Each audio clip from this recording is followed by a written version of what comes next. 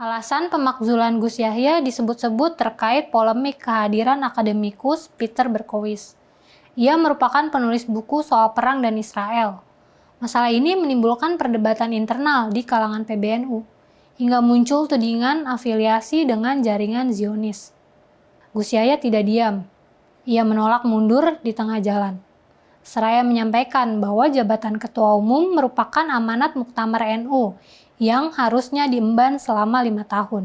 Sekjen PBNU Syaifullah Yusuf atau Gus Ipul justru tak ikut.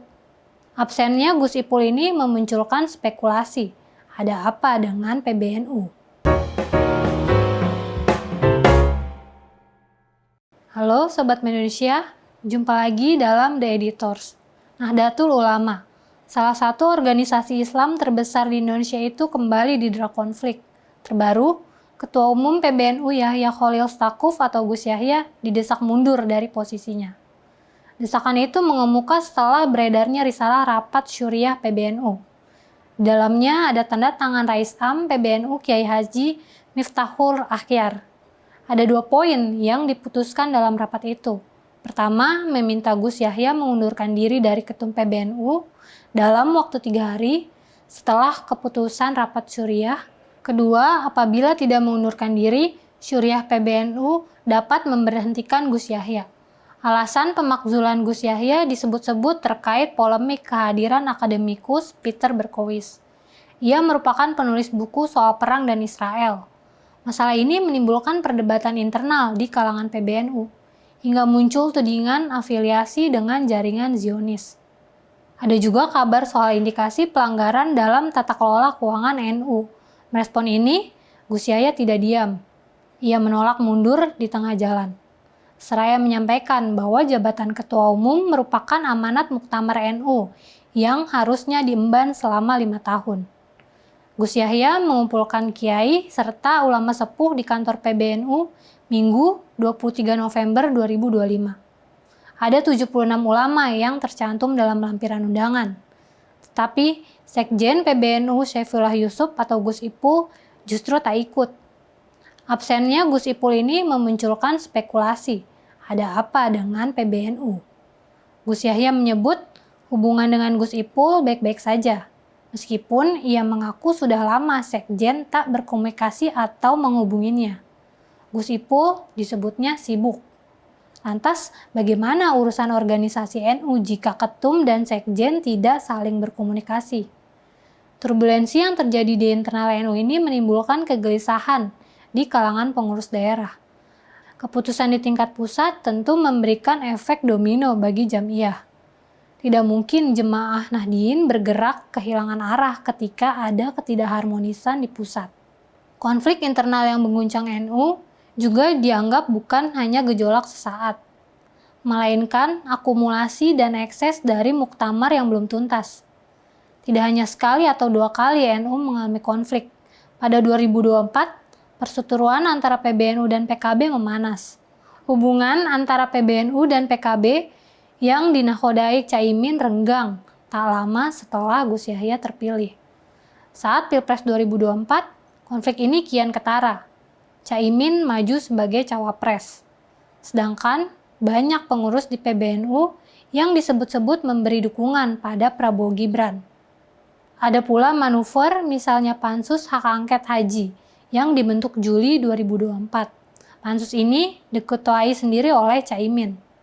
Pansus ingin memeriksa penyelenggaraan ibadah haji 2024 yang saat itu menjadi tanggung jawab Menak Yakut, adik kandung Gus Yahya.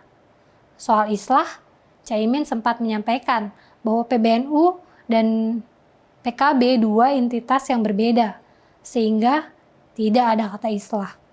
Di sisi lain, keputusan untuk mendesak mundur Gus Yahya dianggap bukan hal ringan, apalagi melibatkan Rais Am. Hal itu disampaikan pengamat politik Citra Institut Yusak Farani. Tidak mungkin rapat harian syuriah tidak mendapat dukungan besar, baik dari dalam maupun dari luar, ujar Yusak seperti dikutip dari mediaindonesia.com. Adapun isu soal pengelolaan tambang, Zionisme atau tudingan aliran dana kepada Gus Yahya disebut itu hanya permukaan. Selain persoalan internal, ada dugaan kasus penyimpangan kuota haji yang kini masih didalami KPK. Mantan Menteri Agama Yakut Holil Qomas atau adik Gus Yahya ikut terseret. Isu sensitif ini barangkali bisa berpengaruh pada Marwah NU sebagai organisasi sosial keagamaan.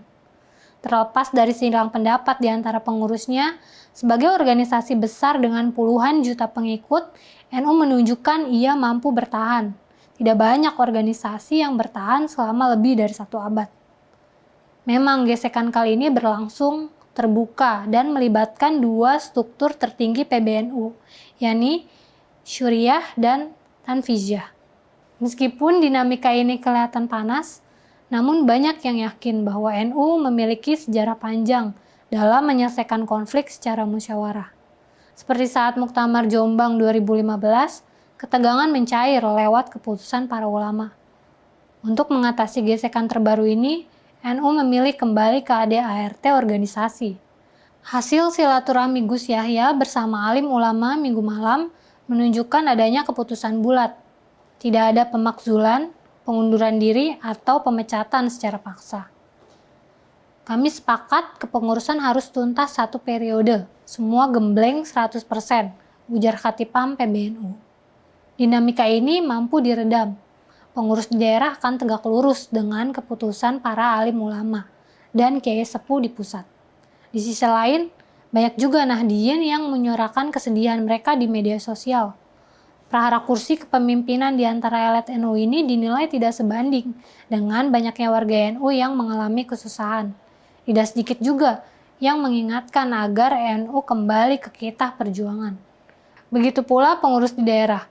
Ada yang memilih diam dan tetap menanti proses cepat rekonsiliasi sehingga tujuan organisasi tidak terganggu dan mereka bisa terus fokus mengembangkan jamiah di akar rumput. Islah barangkali menjadi sesuatu yang ditunggu-tunggu.